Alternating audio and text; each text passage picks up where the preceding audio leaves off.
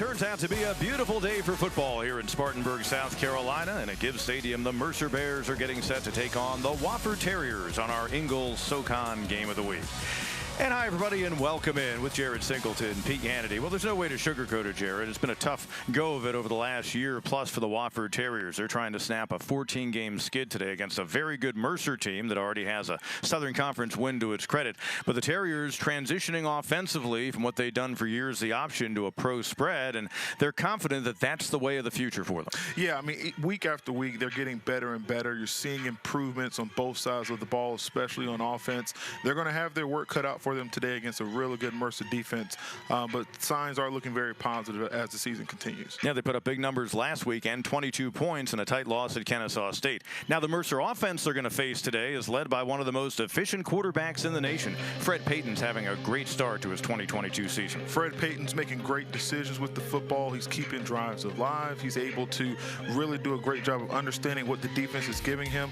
And then when you shift and look at what Wofford's doing with Jimmy Warrick, he's again making good decisions, trying his best to make sure he is the leader of that offensive unit. And again, week after week, you're seeing more and more improvements, and that's what this Wofford team needs at this critical moment of the season. Wyrick, a huge game last week, a record day for him, over 350 yards passing. Terriers have not lost to Mercer here at Gibbs Stadium in the modern era of the two teams' football programs. We come back and kick it off after this on our Ingalls SoCon Game of the Week. You just can't have that if you're trying to win a championship. Second down. Wooten showing you some power. Man. One of the Terriers lost his helmet. That was Tahir Anur, safety, who had to come in and help out. Looked like Wooten was stopped at the line of scrimmage. Instead, he gets down inside the 35 for another Mercer first down.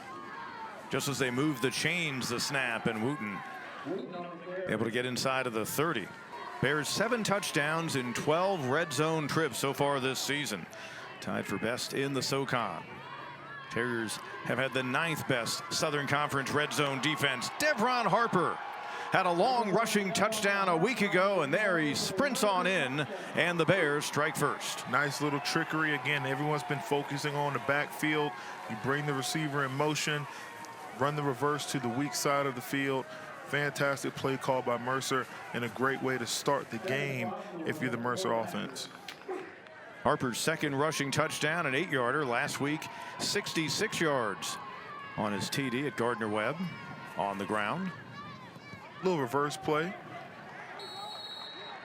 Evan Fulser's extra point is on the way and good, and the Mercer Bears striking first. A 7-0 advantage for the Bears out of Macon, Georgia on our Ingalls SoCon Game of the Week.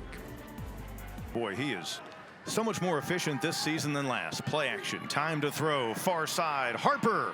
Nice catch as he backs out of bounds. I think he was out of bounds on that one for this Mercer team. Douglas back in, and he's got open field running. Cut back, and boy, tripped up, or else he probably would have taken it all the way. I do appreciate that, Pete. First and 10, play action, Harper in stride, and it'll be first and goal. And now you see the RPO game right now. Didn't like what he saw, but he did see the one-on-one matchup, took full advantage of that, and his wide receiver just made a play. And again, these guys are just staying on the schedule as they march down the field. And quick tempo, Douglas. Purcell stepped up to make the initial hit, and some pushing after the whistle. Half the distance, puts it on the 2. Pitch, Wooten, touchdown. That's his first of the season. Fred's able to see where the pressure's coming, making the adjustments as needed. Payton, pressure, and he's sacked. Harrison Morgan, linebacker, comes in to lead the way. Others to help out. There was Chuck Smith. Chuck Smith's dad by the same name did that a bunch, both at Tennessee and in the NFL back in the day. Whoa. Ball is fumbled, scramble, and the Terriers have it. First turnover of the game could prove to be huge as the Wofford Terriers' Isaiah Wadsworth gathers it up. He just never had it. He's right from the handoff. He just never had it. Bad mesh.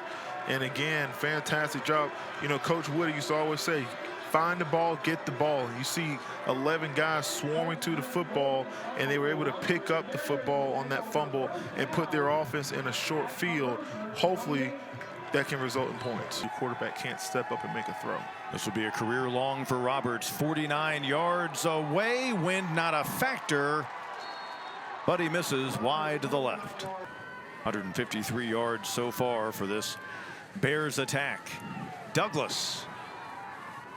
He's knocked down near the 36-yard line. Been able to establish themselves, and that's why they're up 14 right now. Roble on the dump off. He's got the first down. Brett Payton, 11 touchdowns, no interceptions so far. Off play action, and reaching out, pulling it in as he fell to the turf is Harper. And again, you have Harper going against a safety. No one touched him off the line of scrimmage. He came right off the line of scrimmage, was able to get a nice post route. They're moving fast. Bears have been a juggernaut offensively today. Last week in their win at Gardner-Webb, they got a defensive score. Cam Sims, a 67-yard pick six in the decisive triumph, 45-14. The 67-yard run back on the interception, second best in program history back in 2013. Sebastian Hicks had a 69-yarder, but Cam Sims getting his name in the Bears record books last week. Start of the second quarter, and another fumble, and the Terriers have it again. Jaheim Hazel coming up with the loose football after Austin Douglas lost it. Again, Wyrick looking to throw. This time Parker. And a third down conversion. And that's huge, Pete. That's huge right there. Again, great pass pro. He has time in the pocket, surveys the field, and makes a good throw where only his receiver can get the football. Wyrick. Nice. Good job holding it as he fell to the turf. Kyle Watkins, sophomore from Myrtle Beach, second catch of the year. And Jimmy does a great job. Again, he's a really athletic quarterback. So when you're able to roll him outside the pocket, give him different options to survey the field, and he's throwing the ball better and better each week, that's the kind of results that you'll see, positive plays. Big third down right here, Pete, 3rd and 6. I'd like to see the same kind of play. Roll him out, give him options to throw a good ball to keep the drive alive. Throwing on third down, completing for another first down. And back-to-back throws to Watkins. Nice pass pro again. He has time in the pocket. You see the big boys up front, keeping him upright so he can see down the field. And his receivers are doing a great job of running their routes and creating their separation. Yeah, 33-yard attempt for Atkins Roberts. He missed from 49 in the opening quarter. Wind is still. That one has the distance, but it's no good. This time wide to the right. Second down, Payton. Pressure, grabbed, and he's going to be sacked. Wrapped up by Michael Mason, the Terriers senior out of Effingham, South Carolina. That's sack number 3 for him on the season. 1:43 to go here in the second quarter. It's turned out to be a much better day weather-wise than anyone anticipated back at midweek. Bears have looked very impressive offensively, 227 total yards in the opening half of play, and they've shown some good balance. Getting ready for a 3rd down and 8.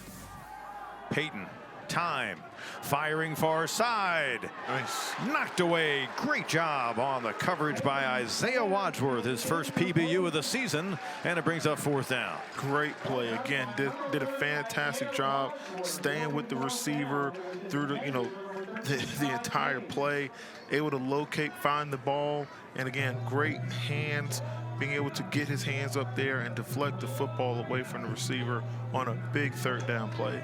Tough cover right there as Wadsworth able to knock it away from Ty James. Wadsworth grew up not far from Mercer in Hampton, Georgia. Junior for the Terrier team. Bears going to go for it on 4th down. On the season, they're a perfect 4 out of 4. And before the snap, timeout is called by Josh Conklin and Wofford. They want to talk things over. So we noted it's a clear day, a little bit overcast. We had some sun earlier. We thought we might be watching a driving rainstorm with the effects of the hurricane and winds. And so the Bears all week, and I believe Wofford did the same thing, but Drew Cronick talked about how they practice with wet footballs and so forth. And as you see, it's turned out to be just a great football day. Drew Cronick was also telling the story of his first game coaching against Wofford when he was an assistant at Furman in 2002. They came over here and it was an absolute monsoon. It was before your time, Jared, at Wofford, but Wofford used to share this field with Spartanburg High School. The high school team had played the night before, and he said it was like playing in a mud bog back then. And he was fearing something similar, although with only Wofford playing football in this field these days, at least there was going to be less wear and tear on it. So 4th down and 8. Terriers have come up with a couple of fumbles, kept this thing from getting out of hand. This could be another big stop. Payton. And James able to get around the defender. Oka Emenwori thought he might have a chance to contain the speedy receiver, but moving the chains once again. Still chip away at this long 3rd down if they want to make it a 4-down possession. 3rd and 7. Ooh. And a great catch for the 1st down. What a beautiful grab. Remember, we saw earlier in the game Brandon Marshall on an end around. He had to hobble off the field. That was Marshall again. You see he's still limping. Just look at the focus. Able to find the football, see it in, and keep 1 foot down, keeping this drive alive. So they're trying to get more points. 1st and goal. Been a tough first half for Douglas, but not that time. And Austin Douglas tiptoes into the end zone for his 4th touchdown of the season. That was just too easy right there, Pete. I mean, again, just a simple toss play. Offensive linemen were able to get in position. You had the receivers, they're getting their, hands on a terrier and kind of making their blocks on the perimeter. And then the back was able to find the hole and then make a nice cut to finish this first half with a touchdown. Halftime continues here in Spartanburg. Mercer up 21-0 on our Ingles SoCon Game of the Week. We welcome you back in with Jared Singleton, Pete Yannity. First half in which the Bears looked like they were going to maybe build a 4 or 5 score lead based on the pace they showed. You give Wofford credit for forcing a couple of turnovers. It's just the Terrier offense, you can see where they're heading in the right direction, but just something is not fully clicking for them. Yeah, I mean, first off, the defense, for Wofford, they were able to get 2 big turnovers and really kind of slow down the momentum of that Mercer offense. But you're right, Pete, the Wofford offense, they're just 1 or 2, 3 guys away from really getting to that level of where Coach Conklin envisions this offensive unit. So, and again, you see some young players like Parsons in the first half making plays, making some big runs. You see that tenacity from that offensive lineman, pushing people around. Good pass pro. You see different little clips here and there, but they haven't had that consistency that is really going to be critical if they want to try to turn things around this season. Now in the first half, no complaints for Fred Payton and the Mercer Bears and their attack. What a great job their quarterback is doing with Devron Harper scoring their first touchdown on a jet sweep. I mean, he's just been general all first half, just, looking at what the defense is giving him, making some great plays, and his guys around him have also been making great plays. You see they just had a lot of positive plays on first down, just driving the football at will, tough running, by their backfield. But then we saw some turnovers, and that's what we saw that Wofford defense, really bend but don't break. Another big turnover right here. But their offense wasn't able to capitalize on those opportunities of turning the football over. Again, Michael Mason doing a great job of what he always does, creating a lot of pressure. But again, Wofford's offense hasn't been able to put the drive together to really result in any points, and that's why they have a 21-point deficit that they're going to try to have to claw back from in the second half. Fred Jackson and Brandon Marshall, big plays on that last scoring drive as Douglas took it in for the 3rd touchdown of the opening half for the Bears and the 21-0 advantage. We come back with more here at Gibbs Stadium on our Ingles SoCon Game of the Week this first day of October here in Spartanburg, South Carolina. Came to them from Lenore Ryan. In the flat this time, Parker Roble. Again, another wide open player in the flat. 4 of 6 on 3rd downs in the game for Payton and the Bears. Fire into the end zone. Harper and Mercer adds on. We're your GSP.